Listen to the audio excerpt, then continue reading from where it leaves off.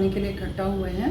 मेरे साथ दानिश सिद्दीकी हैं, उत्तर प्रदेश कर्मचारी महासंघ के अध्यक्ष, और मेरे साथ फरजाना शेख हैं जो हमारे साथ परचम में काम करती हैं, नुसरत परवीन हैं और गुलशन हैं, बस्कर हैं और खुशबू हैं, और भी नेहा हैं।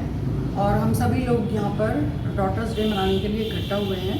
आज का दिन जो है 27 सितंबर वो डॉटर्स डे के तौर पे मनाया जाता है, और इसका जो मकसद है वो ये है कि आज समाज में लड़कियों के साथ इतनी हिंसा हो रही है, घरेलू हिंसा हो रही है, या लिंगानुपात कम हो रहा है, या भ्रूण हत्या हो रही है, पैदा होने से पहले उसे मार दिया जाता है, या शिक्षा नहीं दी जाती है, या उसके साथ भेदभाव किया जाता है।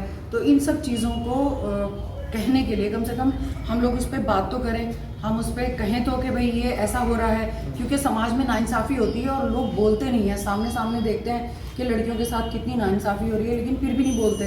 तो हमारे इस प्रोग्राम का मकसद ये है कि लड़कियों के साथ जो भी नाइंसाफ़ी हो रही है कम से कम हम उसके लिए बोलें, उसके लिए बातचीत करें आपस में। और यही लड़कियाँ जो हैं यही अपने समाज की, अपने परिवार की मानसिकता बदलेंगी। हम अगर इन लड़कियों को बोलने के लिए, अपनी बात कहने के लिए इनको इस काबिल बना देंगे तो शायद ये इंसाफ के लिए लड़ाई लड़ेंगी और इंसाफ के लिए बोलेंगी। हमारे साथ वलिया भी हैं तो इसी बात के साथ मैं यही कहना चाहूँगी कि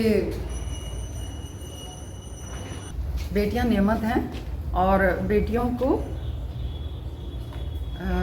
नेमत हैं, और बेटियां हर घर की रौनक होती हैं। और मैं समझती हूँ कि जिसके घर बेटी नहीं है तो उसके घर तो कोई रौनक ही नहीं है। और पता नहीं क्यों नहीं लोग अभी तक समझते इस बात को, और क्यों नहीं बेटी की इम्पोर्टेंस को समझते या बेटी की एक अहमियत को समझते। और जिस दिन समाज ये समझने लगेगा उस दिन पूरे घरों में जो नाइंसाफ़ी होती है, ससुराल वाले नाइंसाफ़ी करते हैं, घर वाले नाइंसाफ़ी करते हैं अलग अलग रूपों में, वो सब ख़त्म होगी।